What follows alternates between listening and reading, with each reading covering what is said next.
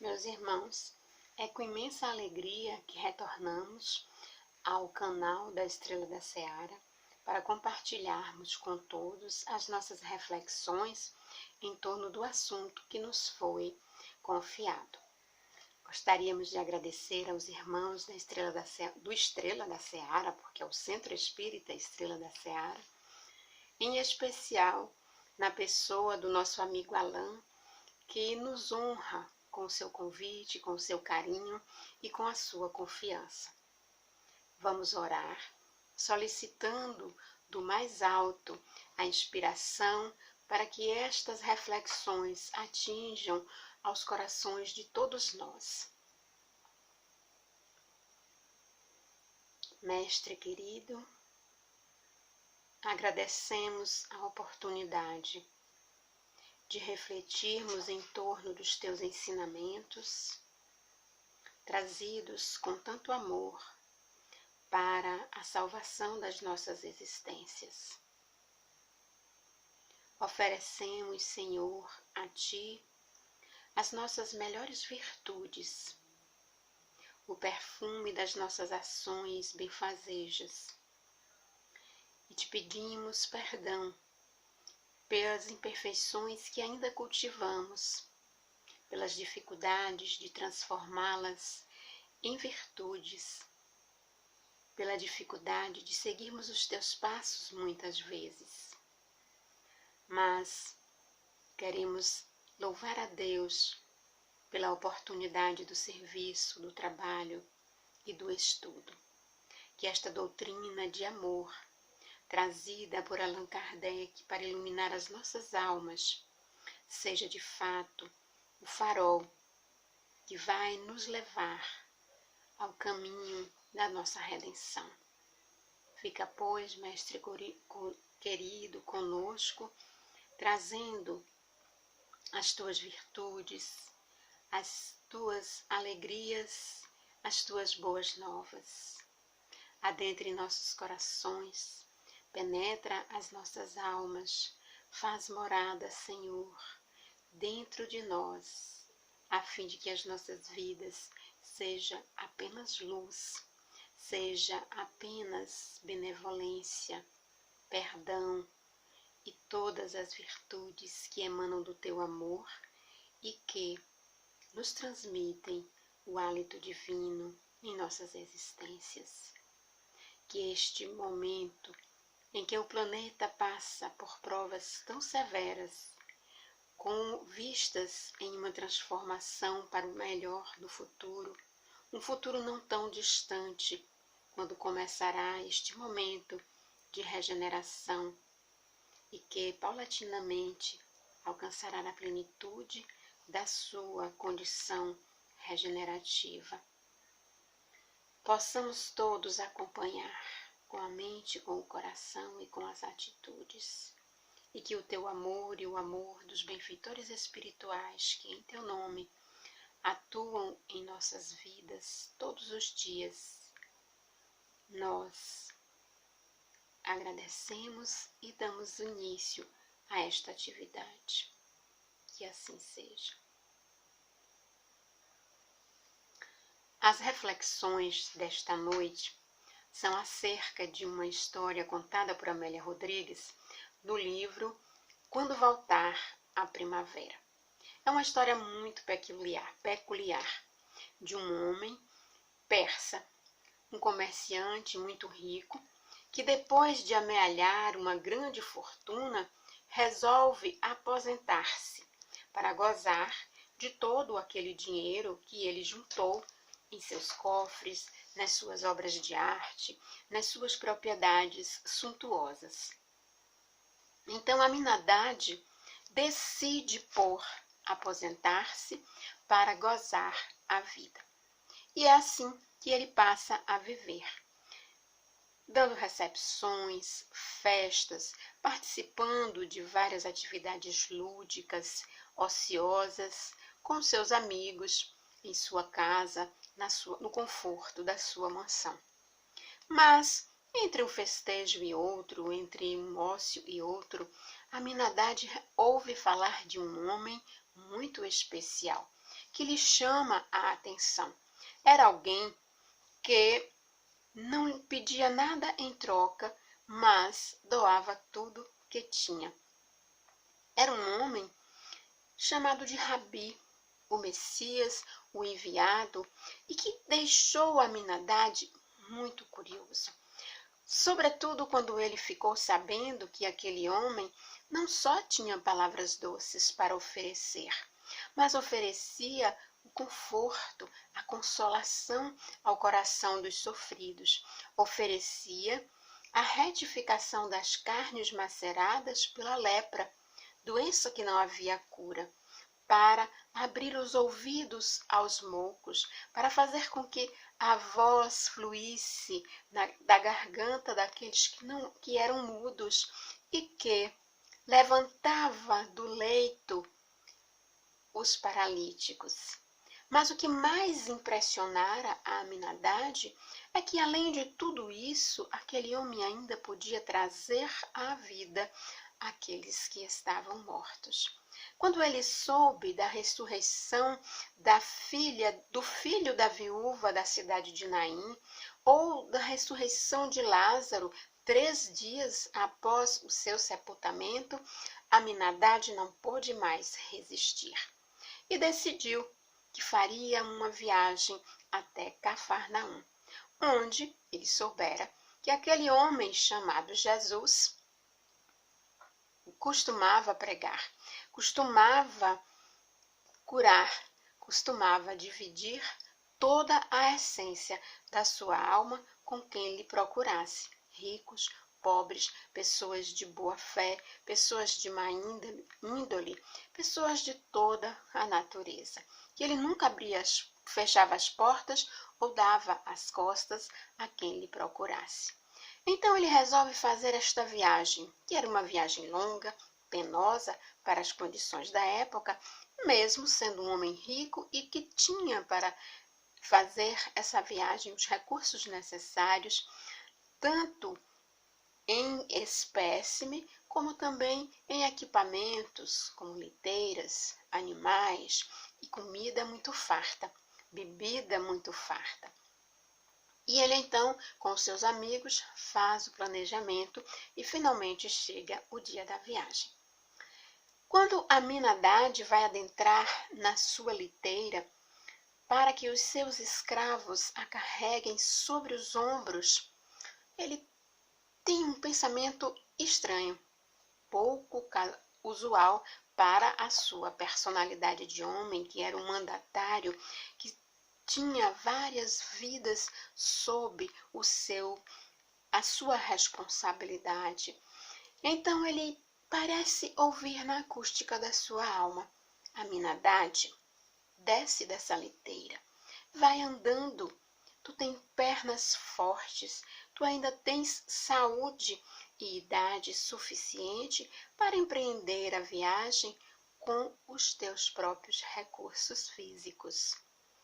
Ele acha aquilo curioso, mas resolve não dar ouvidos. Afinal de contas, um homem rico, poderoso, com tantas posses, com tantos escravos, ia se dar o trabalho de andar da Pérsia até Israel? Obviamente que não.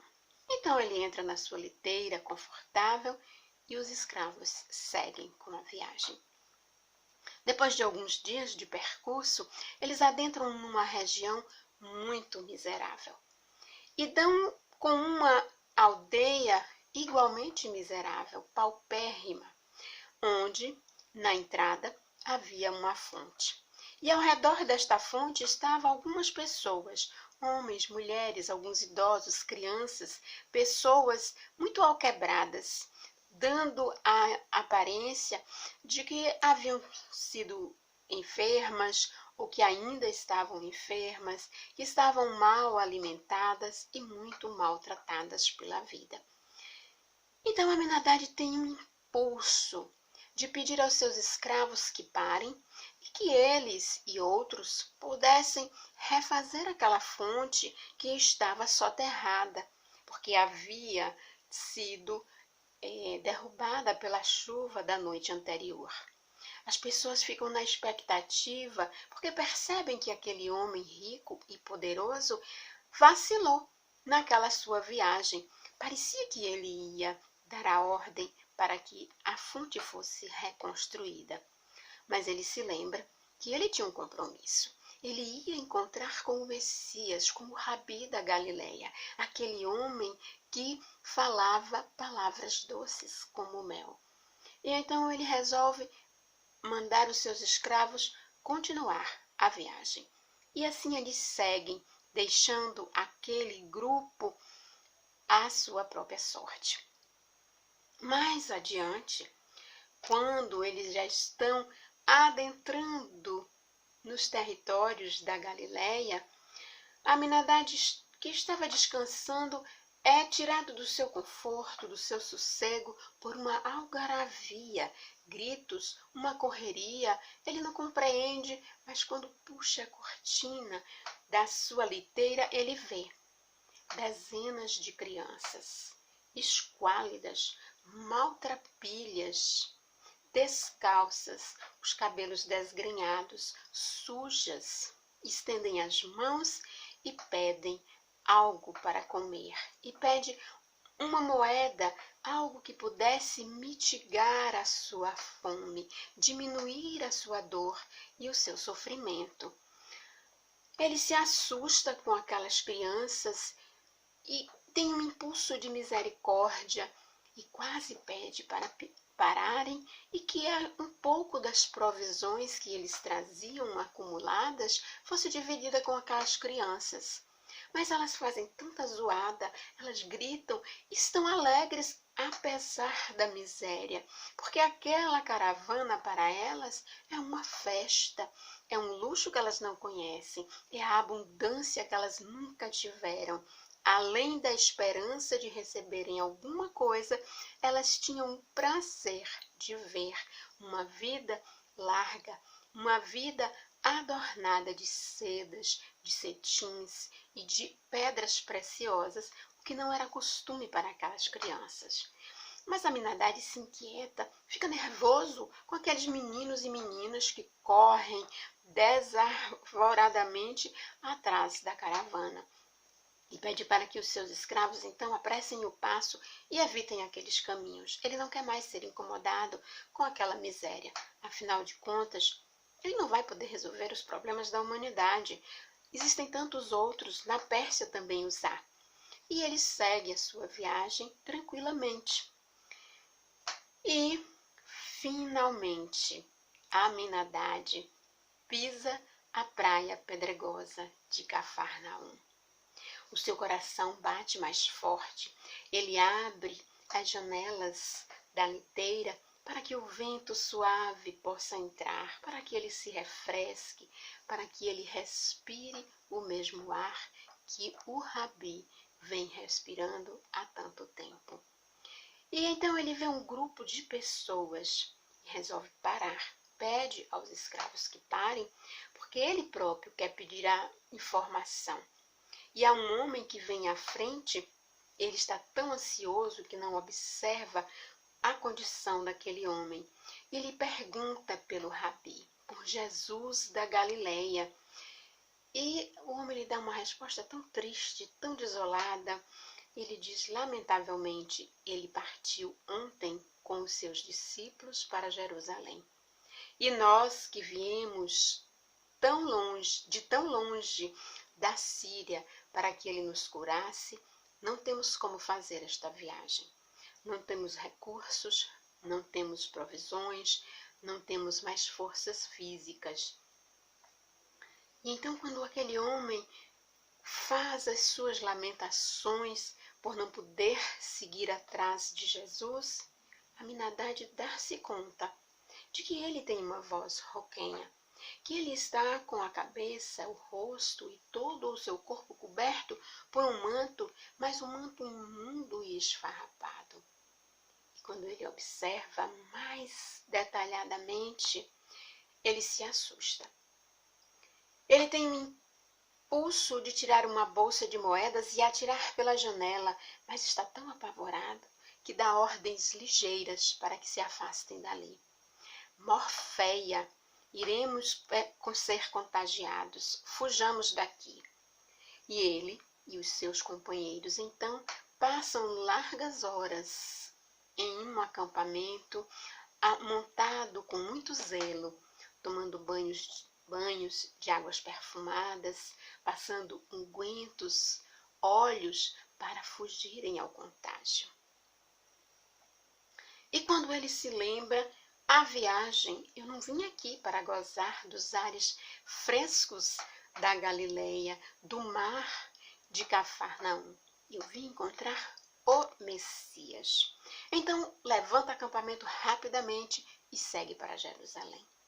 Quando Aminadab chega em Jerusalém, ele é desagradavelmente surpreendido porque a cidade está vazia, está quieta. A cidade não é aquela cidade efervescente que ele conhece. As pessoas parecem que têm medo, se esquivam, estão desconfiadas, olham por entre o manto, olham para os lados e ele aproxima-se de alguém e pergunta: o que está acontecendo? Onde está Jesus, o Nazareno? O homem se assusta e lhe pergunta: o senhor não soube? Soube o quê? Pergunta Aminadab. Ele foi crucificado. Foi preso em uma cruz entre 2 ladrões. Mataram o homem de Nazaré. Aquilo foi para Aminadab como um punhal no seu coração. Ele desce da liteira, cabisbaixo, alquebrado, e começa a andar vagarosamente sob os olhares dos seus companheiros e dos seus escravos. Sai da cidade, senta embaixo de uma árvore nos arredores de Jerusalém e chora. Chora copiosamente pela primeira vez na sua vida. E pela primeira vez ele faz uma oração fervorosa ao Deus único, aquele Deus que ele ouvira falar, mas que nunca dera muita importância. Ora com tanto fervor e com tanta sinceridade, que quando ele olha para o céu, onde aparecem as primeiras estrelas, ele percebe que uma delas se destaca, parece que aproxima-se dele e, de fato, chega mais perto. Toma a aparência de um homem e lhe aparece luminoso. Ele então percebe, só pode ser Jesus, o Rabi da Galileia. E diz: que bom que o Senhor me apareceu. Preciso tanto conversar. Mas Jesus não lhe deixa terminar a frase. Mestre, eu vim de tão longe. Não posso, Aminadab. Eu não tenho tempo. Como não pode? Eu vim de tão longe, uma viagem tão perigosa, poderia ter perdido a minha vida, sofrido um acidente, são tantos os perigos das estradas. Eu não posso, Aminadab, tenho outros afazeres. Mas, Senhor, Aminadab, diz Jesus para ele, eu estive contigo toda a viagem e tu não me viste. Mas onde estavas, Senhor? Perguntou Aminadab. Realmente, eu não o vi, não o encontrei nesta longa jornada. Desde o momento em que tu entraste na liteira, eu te sugeri, vá a pé, aproveita a energia, a força, a saúde que tu tens, anda, empreende a jornada com as tuas próprias forças. E tu não me deste ouvido. Mais adiante eu te apareci na figura daqueles homens e mulheres alquebrados diante de uma fonte que eles não tinham forças para reconstruir. Te sugeri que os ajudasse e você saiu dali pensando neste encontro. Mas mais adiante eu te coloquei doces crianças à tua disposição para ajudar. Elas gritavam, elas traziam, apesar da fome, a alegria da infância. Tu tiveste nojo, eram sujas, eram crianças zoadentas, barulhentas, e tu pediste para que se afastassem dali. E ao chegar em Cafarnaum, tu me encontraste na figura dos irmãos leprosos, que lhe estenderam as mãos para que tu ajudasses, para que eles viessem até mim. E tu fugiste para banhar-se em ungüentos caros, a fim de livrar-se do contágio. Agora, Aminadade, eu não tenho mais tempo. E Jesus então desaparece misteriosamente da mesma forma que apareceu das vistas de Aminadade. Ele não sabe dizer quanto tempo ele ficaria ali. Ele não sabe dizer por quantas horas ele chorou e lamentou ter perdido a oportunidade e que só descobriu que Jesus estava com ele no último momento, naquele estranho encontro. Aminadade sai, volta para Jerusalém, pega a sua caravana e retorna à Pérsia. E nunca comentou com ninguém aquele estranho encontro. E volta para os seus divertimentos, para os seus lazeres, para a sua vida fútil de todo o sempre. E nós ficamos a refletir em torno desta história. Jesus diz para Aminadade: eu estava no momento em que tu podias usar as tuas próprias forças para empreender a viagem que queria. Eu estava no momento em que irmãos necessitavam de ajuda para reconstruir a fonte. Eu estava na figura daquelas crianças. Eu estava com vocês naquele momento em que os doentes lhe estenderam a mão. Nós, nesta noite, resolvemos, meus irmãos, fazer uma reflexão diferente, um estudo do Evangelho segundo o Espiritismo, do capítulo Fora da Caridade, não há salvação. A caridade que Aminadade não teve coragem de exercitar, não teve coragem de colocar em prática e desperdiçou todas as oportunidades. Nós outros, em especial os espíritas, temos o conhecimento de que a caridade é o único caminho que nos leva à perfeição. É o único caminho que nos leva à felicidade plena. Porque não podemos ser felizes se o irmão estiver sofrendo.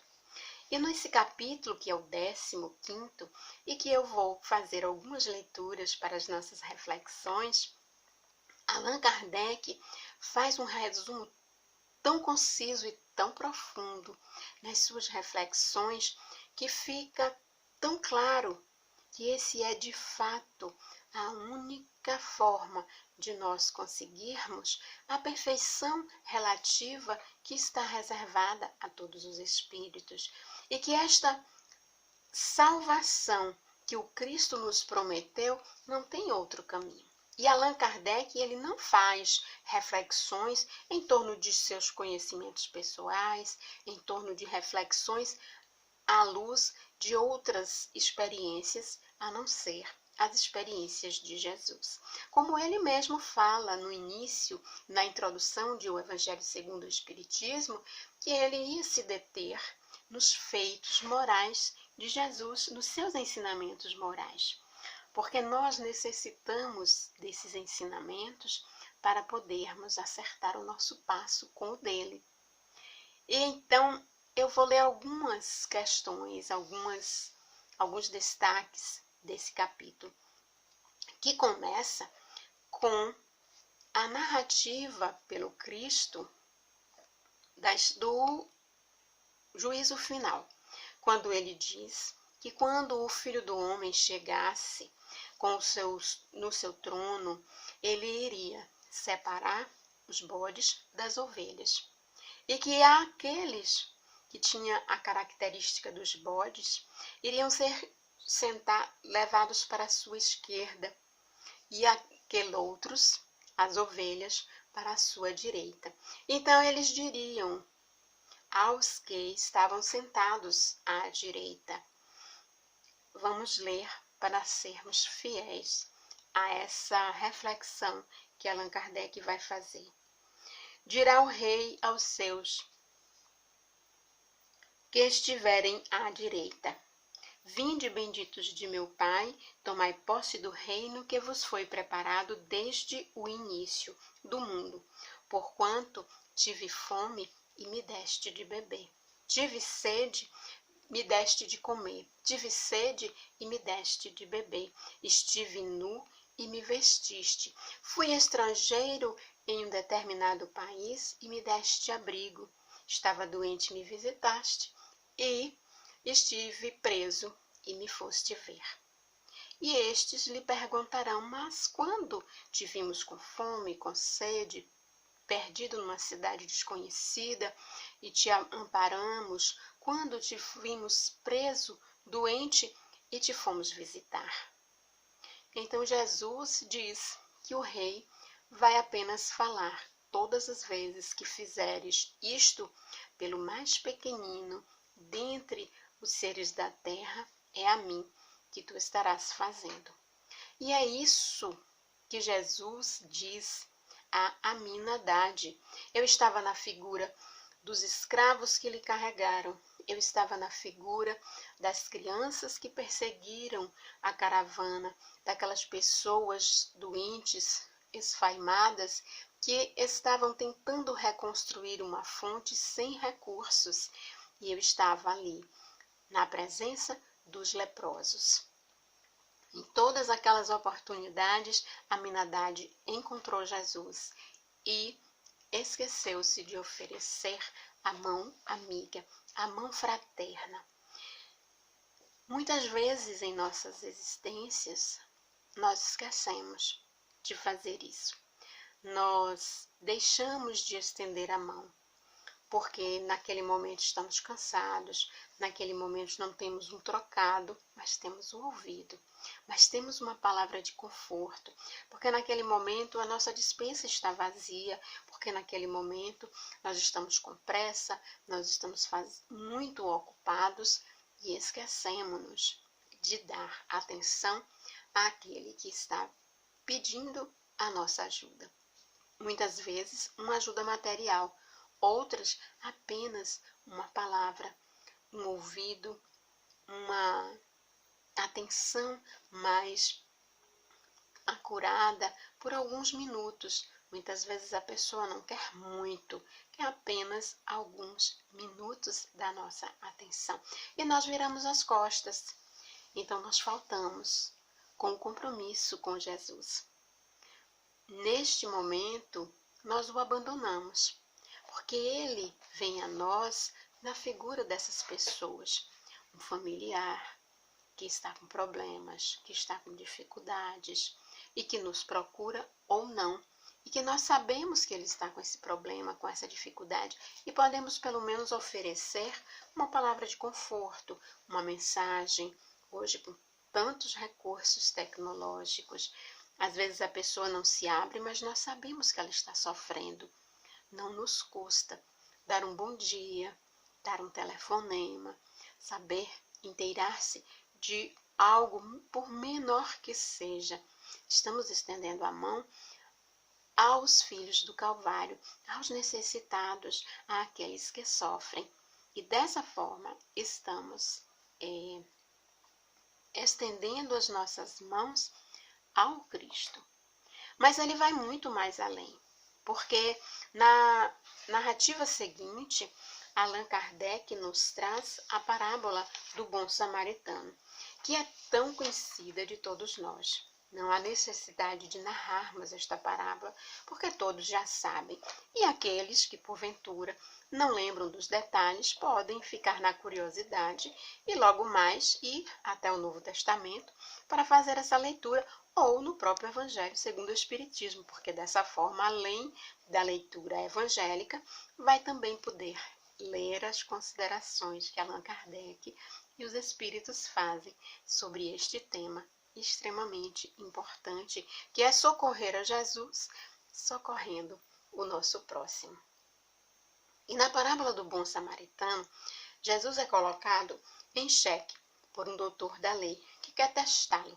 É assim que o evangelista Lucas. Ele diz, então, que o doutor da lei queria testá-lo. E aí ele pergunta assim, mestre, o que é preciso fazer para possuir a vida eterna? Para os judeus, a vida eterna equivalia à felicidade eterna, aquela vida de plenitude que eles achavam que teria com o cumprimento da lei. Então Jesus pergunta exatamente isso a ele, o que está escrito na lei? E ele diz, amar a Deus de todo o teu coração, de toda a tua alma, de todo o teu espírito, de todo o teu entendimento, e ao teu próximo como a ti mesmo. Jesus simplesmente resume, então, vá e faze isso. A ele, com o sofisma, que era muito peculiar aos judeus, pergunta, assim, sobretudo os fariseus, pergunta, mas quem é o meu próximo? E Jesus narra a parábola do bom samaritano, colocando o doutor da lei, o levita, que eram homens religiosos, e o samaritano, um homem mal visto na sociedade, pela sua condição histórica, porque a Samaria foi invadida por povos estrangeiros e se misturaram com as samaritanas, criando uma nova raça, que não era uma raça judia pura. Então, por isso eles eram discriminados, porque eles não eram puros. Não era uma raça pura. Então Jesus faz essa narrativa e ao final ele faz uma pergunta muito curiosa ao doutor da lei, que eu vou ler para vocês. Qual desses três te parece ter sido o próximo? Qual desses três? O levita, o doutor da lei e o samaritano. Te parece ter sido o próximo daquele que caíra nas mãos de ladrões. E o judeu, então, responde o doutor da lei, aquele que agiu para com ele com misericórdia, dando-lhe assistência. Então Jesus diz, vai e faze tu o mesmo. Então Jesus, nesta pergunta, coloca o benfeitor como sendo o próximo do necessitado. A Aminadab, quando se recusou a ir a pé e explorou a força física dos seus escravos, ele não se tornou o próximo dos seus escravos. Quando ele negou a assistência aquelas pessoas na aldeia, às crianças, aos leprosos, ele deixou de ser o próximo daquelas pessoas, daqueles que lhe estendiam a mão. Então Jesus mostra aqui, na parábola do bom samaritano, o benfeitor como sendo o próximo daquele que necessita de ajuda. Mas obviamente que o ajudado, que o beneficiado também é nosso próximo quando somos nós o benfeitor. E quando somos nós o beneficiário, fazemos o papel às vezes de beneficiário e fazemos o papel de beneficiado muitas vezes. Pode ser beneficiado materialmente, beneficiado de algum recurso moral, de um apoio, de uma ajuda, de qualquer questão que nos tire de uma situação de sofrimento, uma situação de inquietações, que nos dê um alívio, que nos dê uma esperança, um alento, seja um recurso material ou um recurso espiritual. Tanto podemos ser aquele que recebe como aquele que oferece. E nas duas situações, nós estamos sendo o próximo. Eu vou ajudar o próximo, mas eu sou o próximo de quem é ajudado. Jesus traz esta reflexão para nós, que é muito peculiar, muito interessante. E nos comentários, Allan Kardec vai fazer reflexões muito interessantes, que eu vou me permitir ler algumas delas. Como ele diz assim, toda a moral de Jesus se resume na caridade e na humildade, isto é, nas duas virtudes contrárias ao egoísmo e ao orgulho. E em outra parte do Evangelho segundo o Espiritismo, Allan Kardec vai fazer esta reflexão de que o orgulho e o egoísmo são as maiores chagas da humanidade, porque embutido nestes dois cânceres estão todas as mazelas da humanidade, estão todas as imperfeições que os homens e mulheres podem possuir, que os espíritos criados por Deus para serem espíritos perfeitos podem cultivar ao longo dessa jornada até chegar a essa condição de espírito puro. Então, Allan Kardec vai mais adiante. Em todos os seus ensinos, ele aponta essas duas virtudes como as que conduzem à eterna felicidade. Essa vida eterna que os judeus lhe perguntam, o judeu lhe questiona como alcançar. E ele diz, vai servir, vai estender as mãos, vai fazer o bem, esquece de si mesmo, deixa de ser egoísta e passa a ser altruísta. Vai fazer o bem a todos, ou seja, faz a caridade. E a caridade só pode ser feita com humildade, porque eu não posso servir o outro com o nariz empinado, achando que eu sou melhor, porque eu estou ajudando, eu sou o mais importante, porque sou eu que estou na condição de estender a mão, porque ele é que é o necessitado. Mas nós somos o necessitado de fazer o bem, porque o bem elimina o mal. Jesus disse em seu evangelho que o amor cobre a multidão dos pecados. Então, a caridade, o bem que eu faço é a moeda que está pagando o mal que eu fiz no passado e está me dando créditos para o futuro, porque se eu devia 10 moedas e eu pago 15, eu tenho 5 de crédito. E a caridade, o amor, a fraternidade são assim.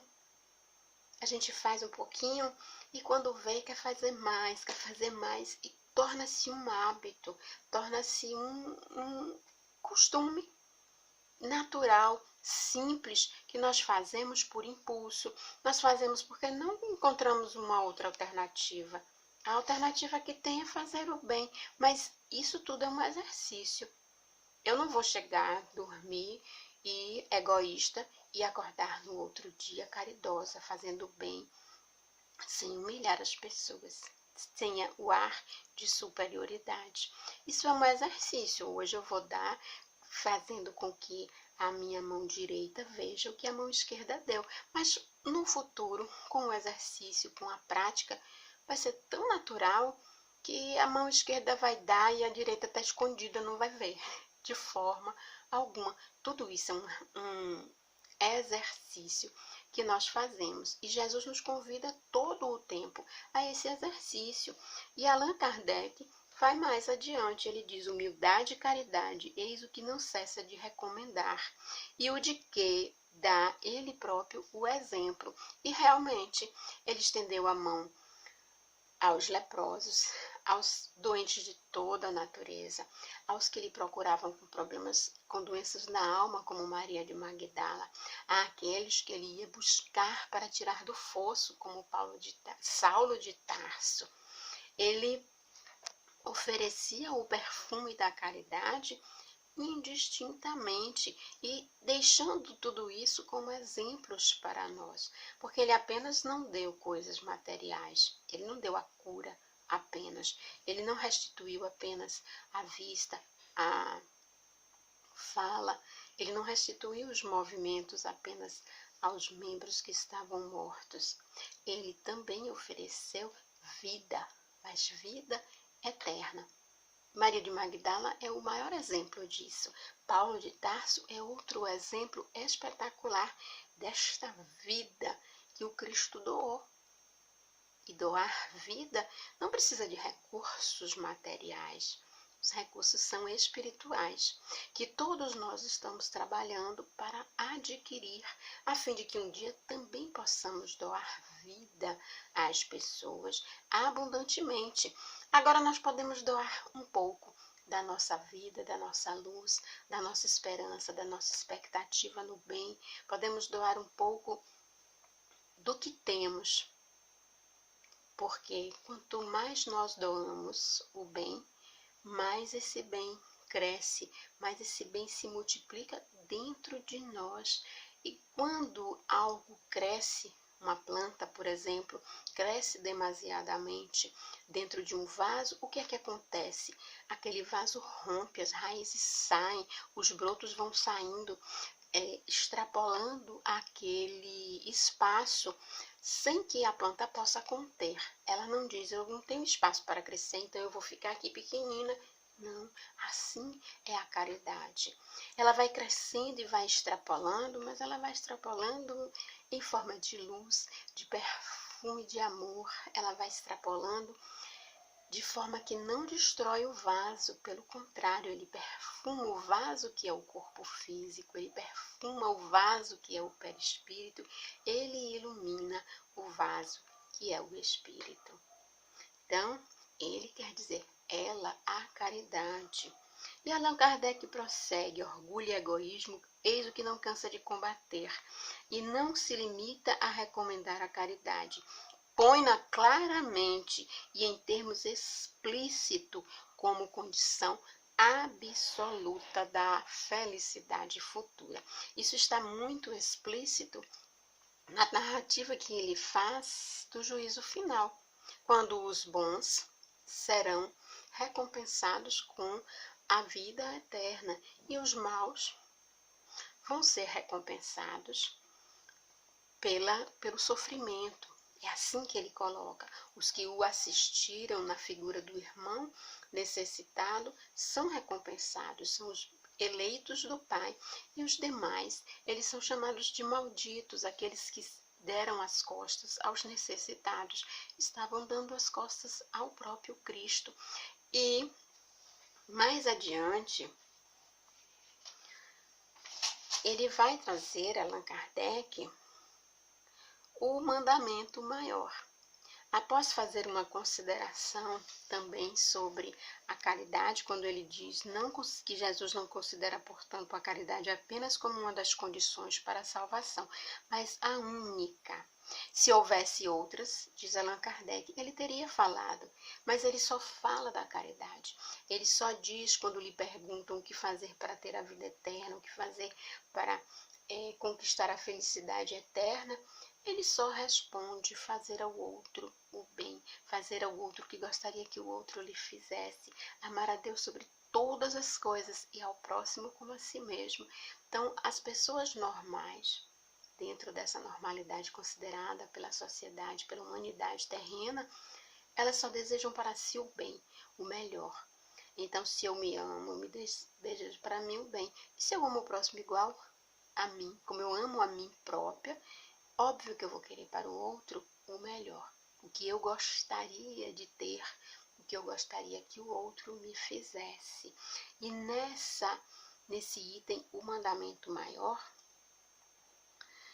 Jesus traz exatamente isso. O fariseu lhe perguntando qual é o mandamento maior. E ele diz, amar a Deus sobre todas as coisas, de todo o teu entendimento, de todo o teu amor, de todo o teu coração, de toda a tua alma. E o outro, que é semelhante a esse, e ao próximo como a si mesmo.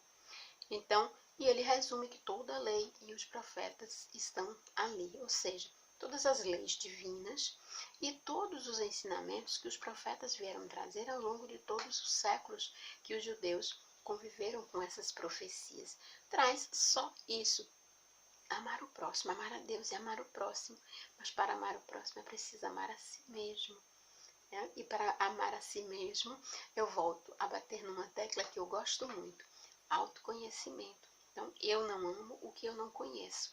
Então, eu preciso conhecer a mim mesma para poder me amar, o que eu gosto, os valores que eu tenho, quais são os sentimentos que eu cultivo, quais são as minhas virtudes e, principalmente, quais são as minhas imperfeições, o que é que eu ainda preciso fazer para me aprimorar. O que é que eu preciso transformar em virtude para que eu me transforme num ser melhor? Porque nós gostamos das coisas e das pessoas boas. Então, quanto melhor eu for, mais eu vou me amar. E quanto mais eu me amo, mais eu posso amar o próximo. E dessa forma, mais eu posso socorrer a Jesus na figura deste meu irmão, e mais eu amo a Deus, porque nós só amamos a Deus quando amamos os nossos irmãos, quando nos consideramos irmãos todos indistintamente e os amamos também de forma incondicional, não passando a mão pela cabeça dos erros das pessoas pelos seus erros, mas compreendendo-as, tentando aceitar a sua forma de ser e tentando ajudá-las nas suas necessidades, se elas não desejam ou não querem, ou nós não temos a intimidade para darmos uma orientação diretamente, sejamos o exemplo. Se tal pessoa age de uma maneira equivocada e nós percebemos, mas não temos como ajudá-la diretamente, façamos aquilo de forma correta, não por ostentação, mas pelo dever. Mas dessa forma serviremos de exemplo e assim estaremos amando aquela pessoa difícil, aquela pessoa equivocada, aquela pessoa que ainda comete erros, que ainda está preso numa condição que não é a desejável em se tratando das leis divinas. Entretanto, Allan Kardec vai mais além e traz para nós a necessidade da caridade segundo Paulo. E traz aquela linda carta de Paulo aos Coríntios, onde ele vai falar sobre a caridade, sobre as virtudes da caridade. Imaginemos uma virtude com virtudes. Se uma virtude possui virtudes, é porque aquelas virtudes que ela possui estão contidas nela. Então, a caridade, vai dizer Paulo de Tarso, é maior do que a fé, é maior do que a esperança. É porque a fé e a esperança estão contidas na caridade. Porque se eu vejo alguém precisando de ajuda e eu ajudo, é porque eu tenho fé naquela pessoa, é porque eu tenho a esperança de que ela vai se transformar, de que ela vai superar aquela dificuldade, seja material, moral, espiritual, e vai seguir adiante. Eu quero ser o Cirineu, porque todos nós temos Cirineus na nossa vida e devemos ser os Cirineus na vida de muitos. Aquele homem que vinha do campo, onde foi buscar recursos para a saúde da sua mulher e do seu filho, e foi obrigado pelo soldado romano a ajudar Jesus a levantar-se, pegar a cruz, botar de volta no ombro do Cristo e acompanhá-lo até o Calvário. Era Simão da Cirinéia, por isso passou a ser chamado de Simão o Cirineu. Então, Paulo de Tarso, ele diz coisas lindíssimas sobre a caridade que eu não resisto e tenho de ler, para que os irmãos possam refletir sobre isso, beber dessa fonte que é a mais cristalina possível, porque é uma fonte que é advinda do pensamento de Jesus, que é o pensamento de Paulo. Então, ele diz assim. Depois que ele diz aquela que nós já sabemos e não vamos ler. Quem não lembra, vai lá em O Evangelho segundo o Espiritismo, capítulo 15, o item Necessidade da Caridade segundo São Paulo, e ler. E pode ler também no Novo Testamento. Então, Paulo diz assim, sobre as virtudes da caridade. A caridade é paciente, é branda e benfazeja. A caridade não é injubilosa, não é temerária, nem precipitada, não se enche de orgulho, não é desdenhosa, não cuida de seus interesses, mas não se agasta, nem se azeda com coisa alguma, não suspeita mal, não se rejubila com a injustiça, mas se rejubila com a verdade. Tudo suporta, tudo crê, tudo espera e tudo sofre. Então, ele traz essas virtudes, a paciência, a brandura, o ser benfazejo, o júbilo pelo bem, pela verdade, a parcimônia, porque ela não é precipitada, ela não se enche de orgulho, então ela é humilde, ela não é desdenhosa, pelo contrário, ela valoriza aquele que lhe chega e não cuida dos seus interesses, ou seja, ela é altruísta, ela pensa no outro. A caridade oferece-se para o outro, não se agasta, não se azeda, não se irrita com coisa alguma, não suspeita mal de ninguém, sempre confia, tem fé, acredita no outro, acredita na sua capacidade de tornar-se um ser melhor. Então, sempre oferece um pouco da confiança, ou muito, muitas vezes é muito. Não se rejubila com a injustiça, então ela prima pela verdade, ela tudo suporta. Ela suporta a calúnia, ela suporta a traição, ela suporta o desprezo, ela suporta o ódio contra si, ela suporta a vingança que é feita contra ela. Seja a pessoa que age dessa forma, está agindo com a caridade moral para com o outro, compreendendo que o outro está doente, compreendendo que o outro está necessitando de compaixão, está necessitando de ajuda. Essa ajuda pode ser uma correção dos seus equívocos, dos seus erros, pode ser uma conversa mais enérgica, pode ser o exercício da lei humana. Essa ajuda ela pode vir de diversas formas, desde que ela não venha com crueldade, com orgulho, com vaidade. Então, ela sempre é bem-vinda. Essa ajuda àquele que está moralmente necessitado. Então, ele tudo crê. Então, ele crê em tudo que é verdadeiro. Ele já vem dizer isso antes, mas ele crê no ser humano. A caridade crê no ser humano, o caridoso crê no ser humano. E ele tudo espera. Ele espera o bem como ele espera o mal, porque ele compreende a vida, compreende que a vida é feita de momentos positivos, de momentos desafiadores, compreende que o outro nem sempre tem tudo o que nós gostaríamos que ele tivesse para nos oferecer. Então, tudo sofre. Então, sofre todas as experiências que a lei de progresso, que as leis de Deus, de um modo geral, a lei da reencarnação, a lei da destruição, todas as leis, a lei do trabalho, a lei de amor, de justiça e caridade, a lei de adoração, compreende tudo isso e suporta todas as consequências da renúncia, da abnegação, da entrega, da transformação do seu próprio ego, do burilamento do seu eu, a fim de encontrar essa felicidade eterna, essa felicidade plena que é prometida por Jesus e que está nos evangelhos, está no Velho Testamento, está em todos os livros sagrados de religiões diversas e que traz um pouco, cada um pouco das verdades divinas, mas todos eles estão reunidos no amor e neste amor colocado em ação, esse amor, essa prática do amor que é a caridade.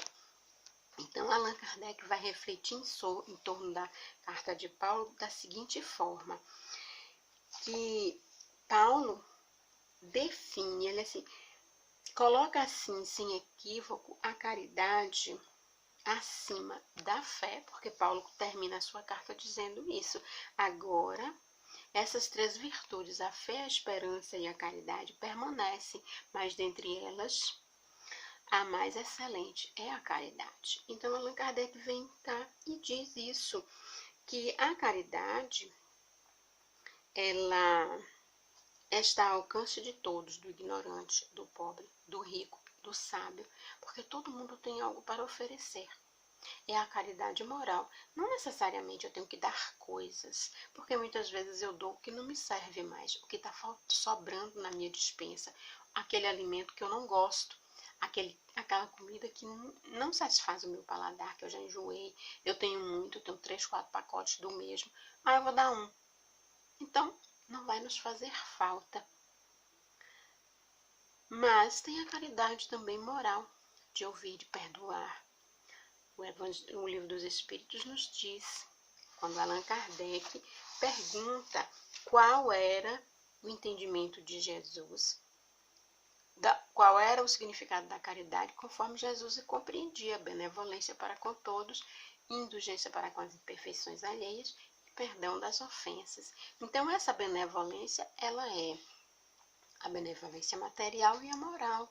A indulgência, ela é moral, essencialmente moral, porque você compreender o outro, você ver que o outro ainda tem suas limitações, é você fazer esse trabalho de empatia, colocar-se no lugar do outro, porque eu também necessito de indulgência. As pessoas precisam ter compaixão, misericórdia para comigo, então eu preciso também agir dessa forma para com as pessoas, e o perdão das ofensas, porque é necessário que você perdoe. Não é assim que está nos evangelhos?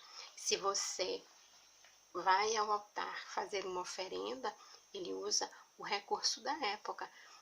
A Deus, antes reconcilia-te com o teu inimigo, para depois oferecer, fazer a sua oferta a Deus. Assim somos nós. Então, se nós vamos orar por nós, por nossos amigos, nossos familiares, mas trazemos o coração maculado por uma raiva, por um rancor, por desejo de vingar-nos de alguém, isso vai fazer com que a nossa prece tenha menos brilho, que nós estejamos mais distante dos benfeitores espirituais, de Jesus e de Deus. Então, obviamente, que essa prece não vai ter o mesmo alcance, porque as nossas ondas mentais, as nossas ondas espirituais, elas serão de menor proporção.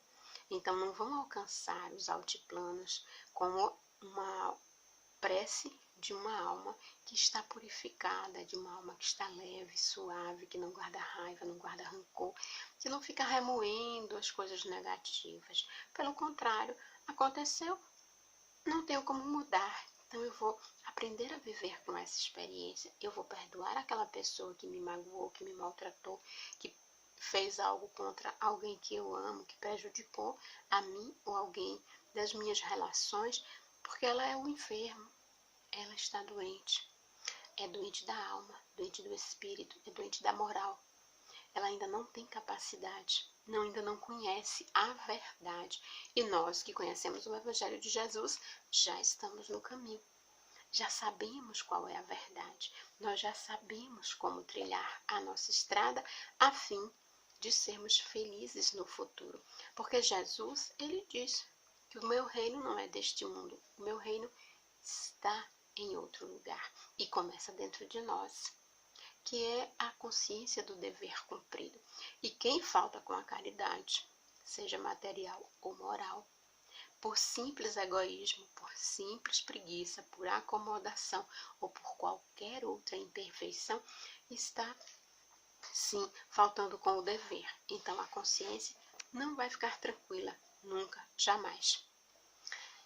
Então Allan Kardec vai adiante aqui e diz: define a verdadeira caridade, mostra não só na beneficência, como também no conjunto de todas as qualidades do coração, na bondade e na benevolência para com o próximo.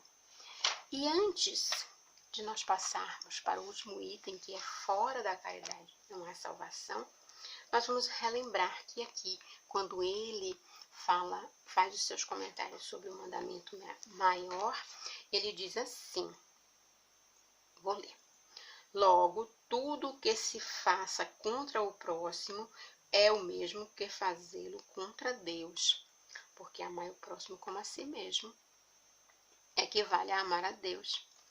Então, não podendo amar a Deus sem praticar a caridade para com o próximo, todos os deveres do homem se resumem na máxima: fora da caridade não há salvação. Vou ler aqui um pouco mais. E aqui está o segundo mandamento de Jesus. Aqui Kardec fazendo amar a Deus sobre todas as coisas e o próximo como a si mesmo. Então, Kardec vai comentar. E aqui está o segundo mandamento, que é semelhante ao primeiro. Isto é, porque não se pode verdadeiramente amar a Deus sem amar o próximo, nem amar ao próximo sem amar a Deus. E ele resume: logo, tudo o que se faça contra o próximo, o mesmo é que fazê-lo contra Deus. Não podendo amar a Deus sem praticar a caridade para com o próximo, todos os deveres do homem, ou seja, do ser humano, do espírito encarnado na Terra, ou em qualquer outro planeta, em qualquer outro mundo habitado, ou fora dele, no mundo espiritual, qualquer ser que assume a personalidade humana, o espírito, encarnado ou desencarnado, então todos os deveres do homem se resumem nesta máxima: fora da caridade não há salvação.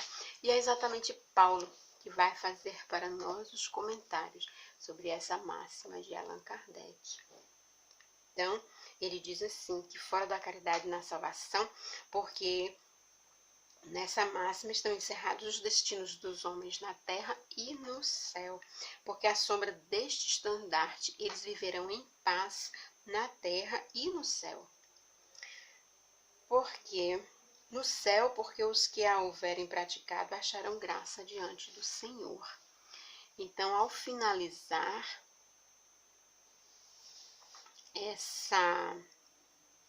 essas considerações, Paulo de Tarso vai nos dizer assim, o apóstolo Paulo: esforçai-vos, pois, para que os vossos irmãos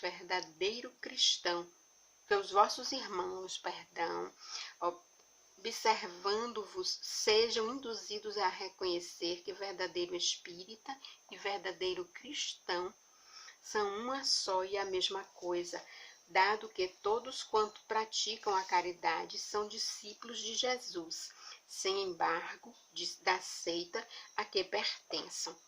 Então, a caridade está ao alcance de todos. A caridade não está circunscrita a um religioso, a uma pessoa que tem uma profissão de ajuda, como as profissões da área de saúde, não está circunscrita a quem tem finanças para poder praticar essa caridade.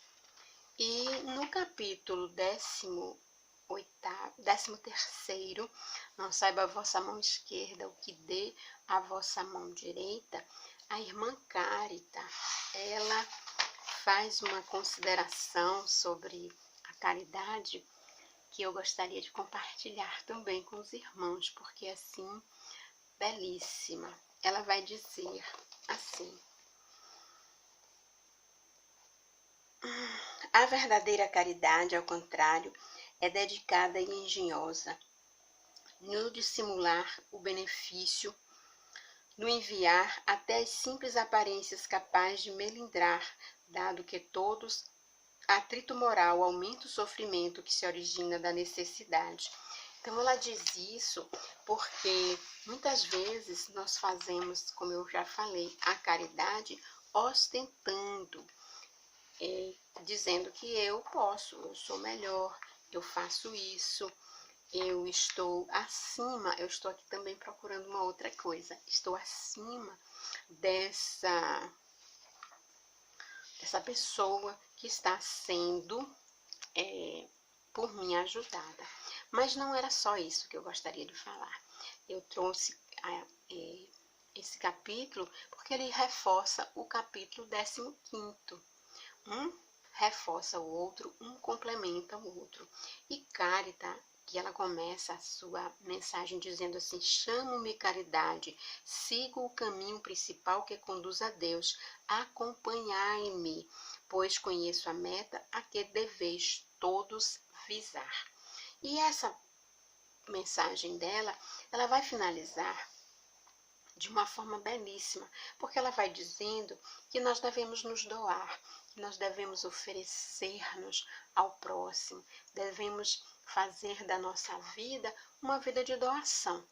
Então, ao final, ela diz assim: mas se peço, também dou, e dou muito, Convido-vos para um grande banquete e forneço a árvore onde todos vos saciareis.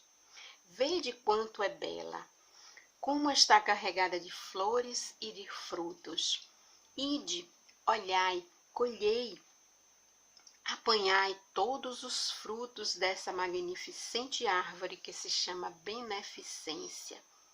No lugar dos ramos que lhe tirardes, atarei todas as boas ações que praticardes, e levarei a árvore a Deus, que a carregará de novo, porquanto a beneficência é inexaurível. Acompanhai-me, pois, meus amigos, a fim de que eu vos conte entre os que arrolam sob a minha bandeira. Nada temeis, eu vos conduzirei pelo caminho da salvação, porque eu sou a caridade. Carita foi martirizada em Roma e nos deu essa mensagem na cidade de Lyon em 1861. Então, ela assume a personalidade da caridade e diz que se ela pede muito, ela também doa. E ela doa a felicidade suprema, porque, de fato, essa prática do bem, da beneficência, essa autodoação, sem fazermos medidas, sem dizermos que estou fazendo porque fulano fez, estou fazendo porque eu espero que faça por mim no futuro. Não, eu estou fazendo porque se eu não fizer, eu vou me sentir muito, muito mal. Eu vou me sentir uma pessoa muito pequena, muito mesquinha. Então eu vou fazer, até o dia em que nós vamos dizer assim, eu estou fazendo porque não tem outra forma de fazer. Tem outra maneira de fazer? Não conheço, não me lembro. Eu só conheço essa, a caridade, o amor transformado em ação, transformado em doação, num coração que está sempre palpitando, junto com o coração de Jesus, porque ele veio para ensinar o amor, mas não foi um amor estagnado, e sim um amor ativo, um amor de doação, um amor de entrega, um amor caridoso. Então a caridade, ela é uma virtude que dentro dela estão todos os demais. Quando nós alcançarmos essa caridade suprema, sublime, nós já teremos conquistado todas as outras virtudes, mesmo que todas essas outras virtudes ainda não estejam na sua plenitude, mas elas já estarão dentro de nós, já existirão dentro do nosso coração. Vai ser agora apenas o trabalho do aprimoramento. Então, meus irmãos, estendamos as mãos a todos que precisam, sejam da caridade material ou da caridade moral, porque Jesus está na figura do sofredor, está na figura daquele que estende as mãos. Ele não está mais entre nós em corpo físico, ele agora está em espírito, nos inspirando, nos intuindo e nos abraçando a cada atitude benéfica que nós fazemos e lamentando com toda a certeza cada vez que nos negamos a estender a mão ao próximo. Então amemos, que nós teremos esta recompensa, essa árvore toda cheia de flores e frutos suculentos, que a caridade levará até os ouvidos de Deus, até o coração paterno, esse coração que não é material, esse coração que não é filosófico, ele é a plenitude. Ele é, como diz Allan Kardec, os espíritos, Allan Kardec, na primeira questão do Livro dos Espíritos, a inteligência suprema, causa primária de todas as coisas. Então, dele advém todas as virtudes, e nós viemos de Deus. Se nós viemos de Deus, potencialmente somos virtuosos. Necessitamos apenas de praticar, porque virtudes se adquirem através da prática. Então, façamos o bem. Sejamos caridosos, sem pieguismos, sem orgulho, sem ostentação, mas de forma que a nossa mão direita não veja o que a mão esquerda doa. Então, meus irmãos, eram essas as reflexões que eu gostaria de deixar para vocês nesta noite e que todos possam pensar um pouco nos ensinamentos de Jesus, nessas orientações tão sublimes que realmente nos conduzem para a vida eterna, para a felicidade eterna e que traça para nós o roteiro de salvação. E como Allan Kardec deixou, de fato não há outro caminho. Deixou escrito, porque quem deixou em feitos e em palavras foi Jesus. E Allan Kardec com ele aprendeu. Então, não há outro caminho. O caminho da felicidade é a caridade, é a prática do bem, é o amor ao próximo, como a nós mesmos, para que possamos amar a Deus. Então, vamos orar para agradecer, para encontrar um pouco mais de paz nesse mundo tão tumultuado que nós estamos vivendo, mas que é o prenúncio de um dia mais feliz, é o raiar de uma nova era. E é a caridade divina banhando a humanidade. Oremos, então. Jesus, benfeitor amigo, derrama sobre nós as blandices do teu amor, a caridade do teu verbo, tão inspirado na fonte divina, a luminosidade dos teus olhos, tão translúcidos, que traz para nós a paz, a serenidade, o desejo de sermos cada vez melhor. Ampara-nos em todas as nossas necessidades. Abençoa este planeta tão belo e tão maltratado por nós, para que encontremos o caminho de estarmos em paz conosco, com os irmãos e com o nosso planeta. Ilumina as nossas vidas, abençoa o nosso país para que ele possa trilhar no caminho exato e fazer cumprir as determinações divinas de tornar-se de fato a pátria do Evangelho, porque coração do mundo ele já o é. Geograficamente está no centro, e que daqui jorre, Senhor, as beatitudes, as virtudes, a caridade do teu Evangelho de amor.